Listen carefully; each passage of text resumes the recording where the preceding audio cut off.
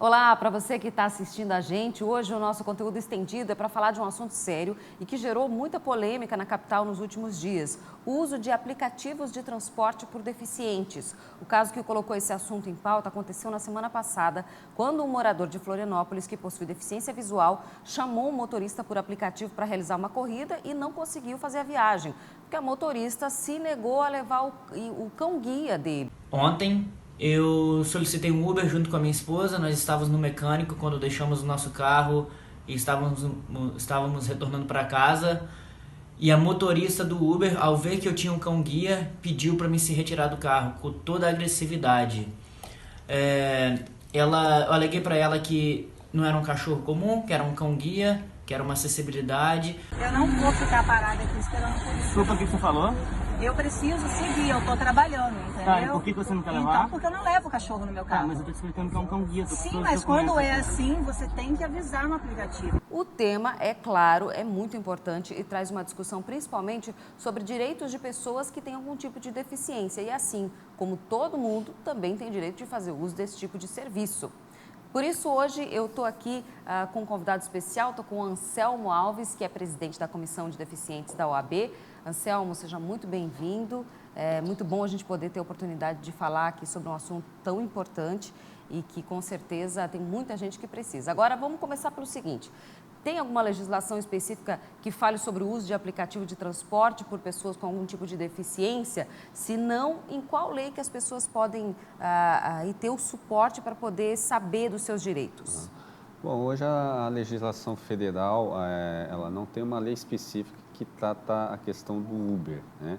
Mas assim, nós temos a lei relacionada ao uso do cão-guia, que ela expressamente prevê que a pessoa com deficiência visual, ela pode fazer o uso do transporte público coletivo ou transporte privado de caráter público, que é onde o Uber se enquadra. Se enquadraria. Né? Isso, sem dúvida. Então, assim, a lei, ela traz essa previsão legal. Então, assim, o motorista do Uber, ele não pode se recusar a fazer uma corrida em razão do uso do cão-guia. Então, quer dizer, os direitos da pessoa com deficiência com relação ao transporte, tanto público quanto privado, está previsto ali na lei, nessa lei do cão-guia. Sim, a lei do cão-guia, ela prevê expressamente que é autorizado o uso do cão-guia nessas situações, né? E, inclusive, o Estatuto da Pessoa com Deficiência, que é a Lei Brasileira de Inclusão, ela prevê que esse tipo de situação é considerado crime. Então, a pessoa pode responder um processo criminal em razão do não atendimento dessas pessoas. A gente falou sobre essa questão do deficiente visual, mas você disse que já passou também por esse tipo de situação, né, Anselmo? É uma situação extremamente constrangedora. Eu creio que o Uber deveria fazer um treinamento ou expedir alguma comunicado para os motoristas usuários que faça efetivamente um treinamento relacionado às pessoas com deficiência. Em geral, né? Em geral, né? Na questão do trato dessas pessoas. Eu, como usuário de Uber, eu já passei por situação constrangedora de ter a corrida recusada em razão da minha deficiência. Então, é extremamente constrangedor se passar esse tipo de situação nos nossos dias atuais, né? Então, ali, uma das coisas que a motorista disse, você deveria ter avisado antes que tinha um cachorro junto. O deficiente é obrigado a avisar que ele tem uma deficiência? Não, de forma alguma, não tem o porquê. Quer dizer, então agora eu sou obrigado a dizer para o motorista que tem uma deficiência. Para ele escolher se ele quer ou não te levar. Para ver se ele vai levar ou não. Não, é absurdo. Isso é altamente constrangedor. Quer dizer, não se trata só do cachorro. Não, sem dúvida. Porque todo deficiente passa por algum tipo de situação como essa. Não, e isso a gente sente na pele no dia a dia. Eu já passei algumas situações constrangedoras relacionadas ao uso do Uber. Então, assim, a gente vê que na prática falta uma melhor trato em relação às pessoas. Empatia, né? Como a gente estava conversando. Empatia, né? Eu acho que falta hoje empatia das pessoas, né? As pessoas, elas devem se colocar no lugar das pessoas para saber efetivamente o que está se passando, o que essa pessoa está sentindo, né? Então, na prática, a gente acaba não vendo isso. É o meu dia a dia, aquilo que eu quero fazer, a minha corrida, eu estou com pressa, e aí vai tocando a vida e não se importa que o outro tenha ali uma necessidade, está fazendo solicitação de um serviço como qualquer pessoa, e que não tem absolutamente nada a ver a questão de ele ter uma deficiência ou não. E em se tratando do cachorro, como foi o caso ali que a gente mostrou, também demonstra uma ignorância muito grande dessas pessoas que não sabem que esses cães têm acesso, é garantido por lei, e que são cães treinados, portanto, não são cães que vão entrar no carro ou fazer um algazarra. O cão fica no chão. E ele é um cão muito treinado, né? Não, o cão guia, ele passa por um treinamento intensivo de vários anos para poder chegar ao ponto de ser utilizado como guia, né?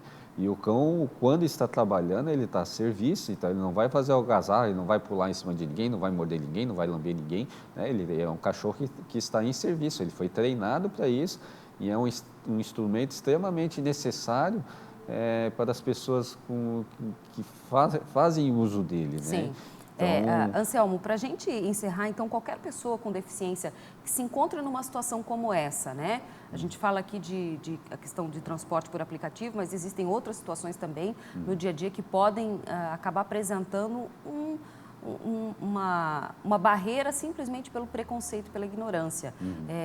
Dá para recorrer através da justiça para ter os seus direitos e se sentiu aí, de alguma forma, afetado pela situação? Não, assim, quem se sentir afetado por uma situação dessa, eu recomendo que faça um boletim de ocorrência, que registre, formalize essa situação, né? Porque, inclusive, como nós conversávamos anteriormente, essa questão ela é penalizada no Estatuto da Pessoa com Deficiência, ela é considerada crime, inclusive, então a pessoa pode responder processo criminal em razão dessa situação, né?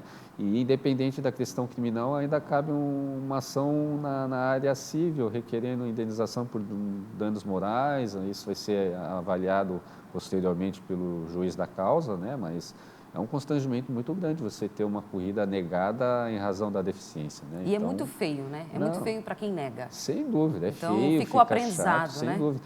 Eu acho assim, as pessoas, principalmente quem trabalha com o público, tem que ter uma maior empatia com a situação do outro, mesmo porque você não sabe, de repente, amanhã você pode estar na mesma situação, né? Respeito, então, né? Respeito, né? Respeito, humanidade, eu acho que esses são requisitos básicos para qualquer pessoa, independente da situação. É isso mesmo. Obrigada, Anselmo, Obrigado, pela nossa conversa. Acho que a gente já conseguiu aqui esclarecer, pelo menos, que existem instrumentos legais aí para quem se sentir, de alguma forma, diminuído, constrangido ou com seus direitos, querendo ou não, também, né, diminuídos por conta de uma situação como essa, que pode ter acesso através da justiça mesmo, né? É bom ficar atento, a gente tem que saber dos nossos deveres, mas a gente também tem que saber dos nossos direitos. A gente conversou aqui com o Anselmo e que nos explicou essas situações. Quero agradecer a tua presença, obrigada. Eu que agradeço o convite e eu acho que esse canal ele serve muito no sentido de estar esclarecendo, de estar conscientizando as pessoas em virtude dessa situação. A gente vai bater nessa tecla até que não precise mais. Não, com certeza. Eu agradeço pelo convite. Obrigada. Tchau, gente. Até a próxima.